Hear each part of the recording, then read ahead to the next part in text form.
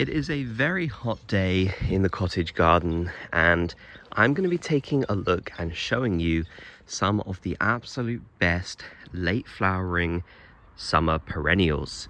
So these are perennials that will either be in flower or start flowering from late summer. We're talking the end of July, August, all the way through to September, and they'll continue to look good even into autumn. So that's what we're going to be focusing on here. I know this is something a lot of people struggle with, having a good amount of color in their garden right at the end of the year when a lot of things have finished off. So I'm going to be sharing some of the absolute best that I use in my garden. Let's start things off with Rudbeckia, which is looking very dry at the moment. I did just give it a water. It's been a few days. I forgot to water it. I'm sorry, Rudbeckia, but you can still see what I mean. It's a beautiful, beautiful plant. I have another example here, which is Rudbeckia Goldstem. This particular variety, which is a little bit taller and thinner, is called Demi. So these are two great varieties of Rudbeckia. But I'm going to move up the pathway to these two because I just think they look a bit better. Yeah, Rudbeckia is a great flowering plant that will start flowering sort of around July time, but it'll keep looking good till the end of the year. This is a plant you can deadhead, so if you want to keep it going, it'll keep going all the way through until autumn. Mine looked fantastic even past the last frosts, so it truly is a wonderful yellow flowering perennial. It's really, really lovely. Definitely one of my absolute favorites to have in the garden. And it just adds a really nice pop of color as well. Now, as you can probably guess just by looking at this, it loves full sun. I've seen some people say this is a drought tolerant perennial. I have to disagree with that. Mine don't get watered for like a day and they look like this. They look really wilted. So it's kind of a shame I have to show it like this in the video when it's looking so wilted, but give it some water and honestly, it'll come back just fine. It's a tough plant, so even though it isn't the most drought tolerant in my opinion, it's still a tough one, so definitely worth having in your garden. Next we have Asters, which really are the star of late flowering perennials.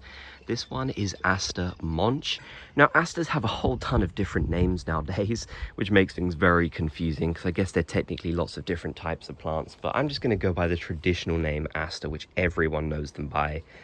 Yeah, they're so lovely. As you can see, this one has still got tons and tons of flowers to come. It's going to look magnificent. So we're at the start of August and probably this won't even be fully flowering until the end of the month. So this is a really wonderful variety. You can get some varieties that flower even later than this as well.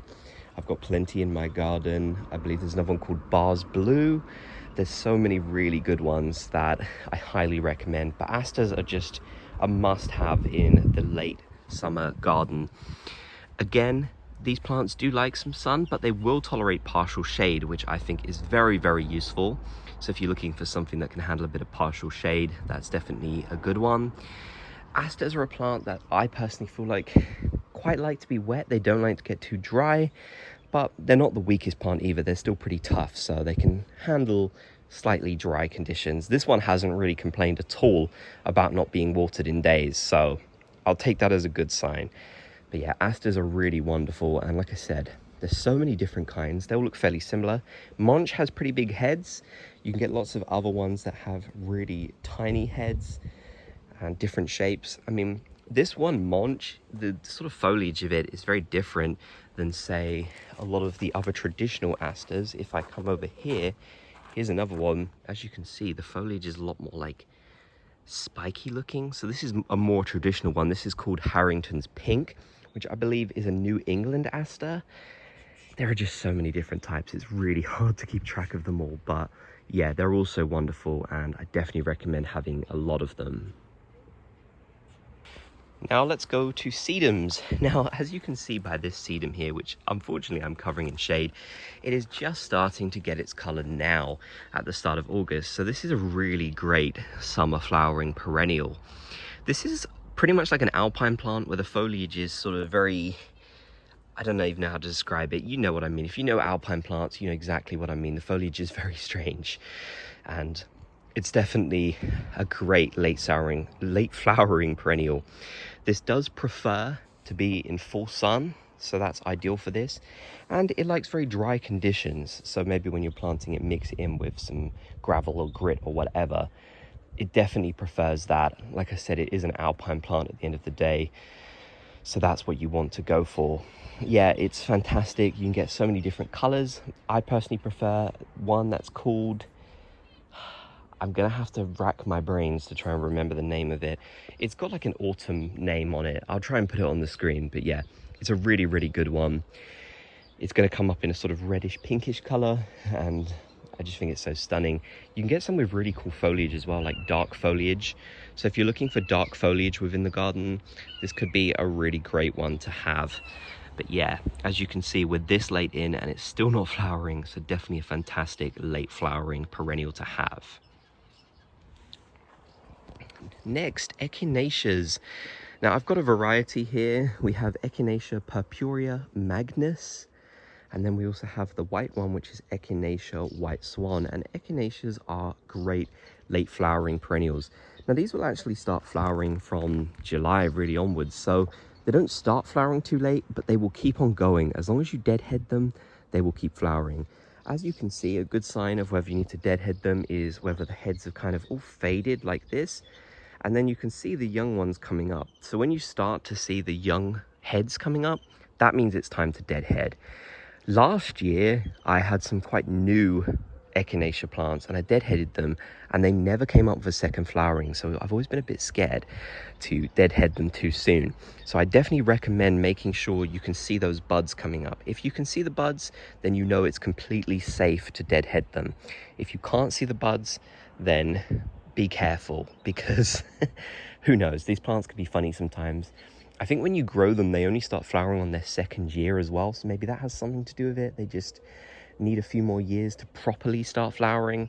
So yeah, but they're a fantastic one for the late summer. They love full sun, they absolutely need it. They like dry conditions, they're very drought tolerant. Just beautiful. They're great flowers for cut flowers. I believe a lot of people use them, so that could be another ideal use for them. Definitely one of my favorites in the garden, and I really love the white swan variety. It's mixed in just with everything else here, but it looks so great. It really, really stands out. The color combination of that is just one of my all-time favorites. So definitely a great, great perennial flower to have in your garden. Next, another one of my favorites, maybe my absolute favorite perennial. I don't know. I don't want to say too soon that it's my favorite, but I do love it. This is Agastache, and this one is called Blue Fortune, and it is so beautiful. This is absolutely loved by pollinators. They go crazy for it. As you can see on the screen, there are bees all over this plant. It doesn't get too tall or spread out too crazily. This one's in its second year, so it's pretty decent sized. I don't imagine in its third year it's going to change too much. It's just really, really good. It's got a beautiful color combination. I love how it's sort of like darker on the inside. There's other varieties too. There's like a white one, which I believe is called Alabaster. There's also another one, which I think is called Black Adder. They're not as hardy as Blue Fortune. I found that Blue Fortune is by far the hardiest Agastache. And when you go to sort of places that do a lot of professional gardening, Blue Fortune is the one they use. So you can use the other ones if you want. It's up to you. They do look really cool, and I've seen people have success with them. It all depends on where you live. But if you live in the UK, this is going to be the hardiest one for you. This one is a lot hardier. And again, it's so pretty, so why not use it? I love how the foliage is actually quite light. It's almost like a limey color, which is really nice. You know, you get a lot of dark green foliage, so this is beautiful. But yeah, this will actually be flowering from midsummer, but it'll just keep on going till the end. You can deadhead it as well. I haven't actually needed to deadhead this at all yet. Maybe it is time, but I almost don't want to because they're still getting such great use out of it, so we'll see. This is what they look like in their first year, by the way, so they're a lot shorter. They'll like double in height and size in their second year, so who knows, maybe it will change on its third year, but for now, it's not too crazy. But yeah, I absolutely love it. I've got tons of them in my garden.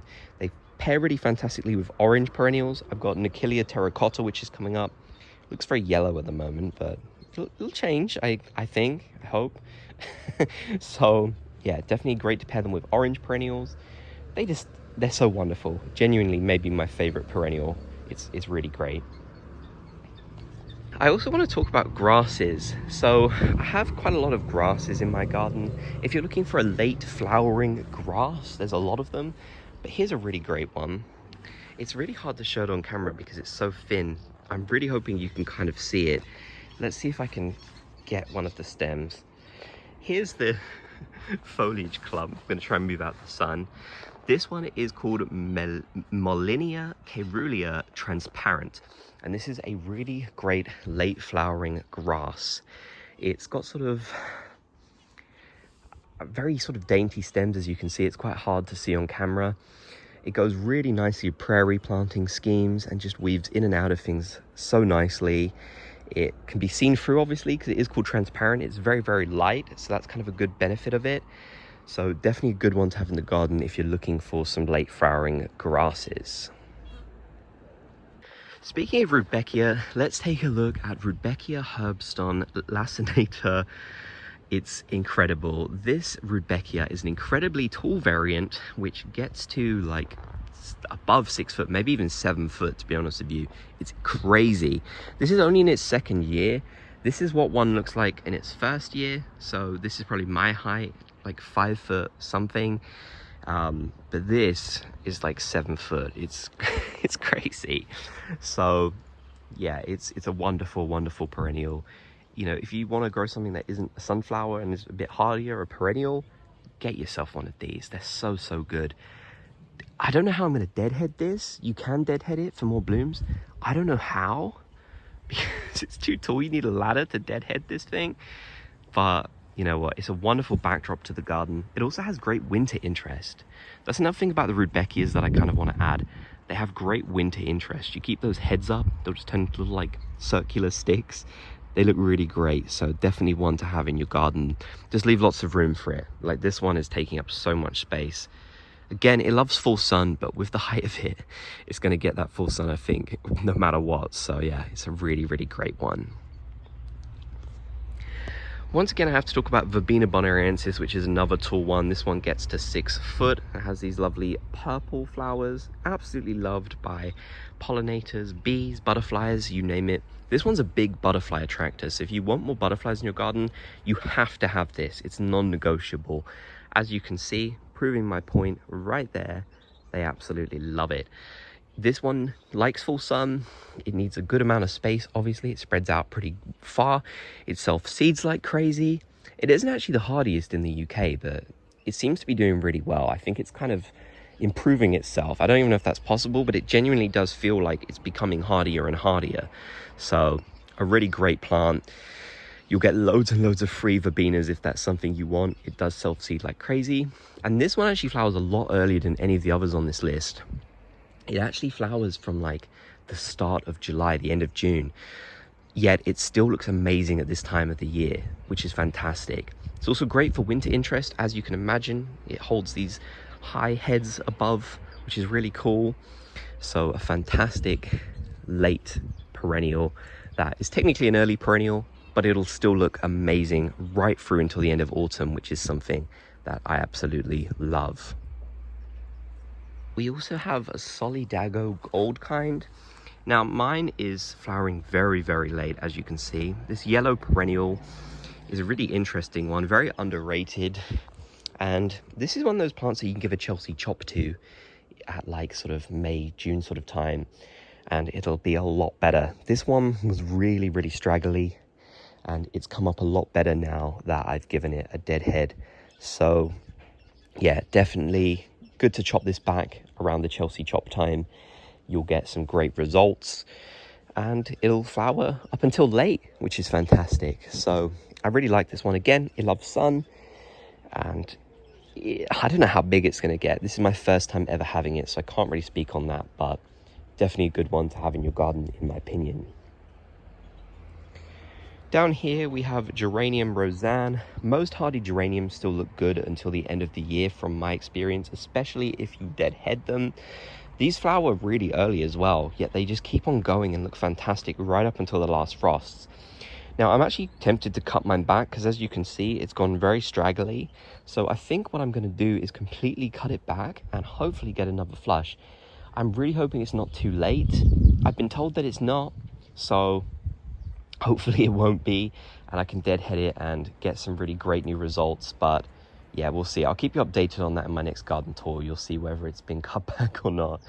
But yeah, it still looks good. Like, it's still got tons of flowers. And another example is the amazing Geranium Dreamland. This has been flowering for so long, and it's going to keep on looking good. Again, it probably could have benefited by a cutback. I didn't do it because I was too scared. I think next year I'm going to be a bit more risky with this sort of thing. It's just I've done this in the past, and I've kind of been bitten and it's not come back and stuff. But I think a lot of that is to do with how old the plant is. If the plant is really young, it's probably not going to come back for another flower. But if it is a big old one like this, which is in its 2nd year, it's not really old, but you know, it's a big plant now, then they should come back for another flowering. So yeah, but either way, even if you don't do that, just deadhead it a bit and it'll still look good at the end of the year. Like, this one doesn't look as bad as the Roseanne. It's gotten a few bits back there where I had to tread on it, because I mean, how else do I get into this border? Unfortunately, sometimes you have to tread on the plants, sadly. So yeah, still though, it's a great one until the end of the year.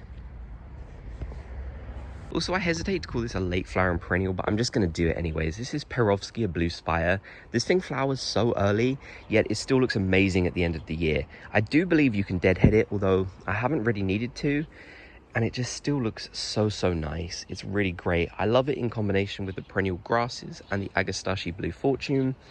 It also goes great with the sort of pinkish colors of the Echinaceas. So definitely a great one to have in your garden. This likes sunny conditions and it likes really dry conditions. So that's something important to remember for sure. So yeah, that's everything for now. There are others I'm sure that I've missed out on. Let me know some of your favorite late flowering perennials in the garden. And hopefully you can join me soon for an August garden tour, as I'm really excited to show you that. So yeah, like I said, definitely leave some of your recommendations. And don't forget to subscribe if you like gardening content. I'm trying to hit 3,000 subscribers, so I'd really appreciate to have you here.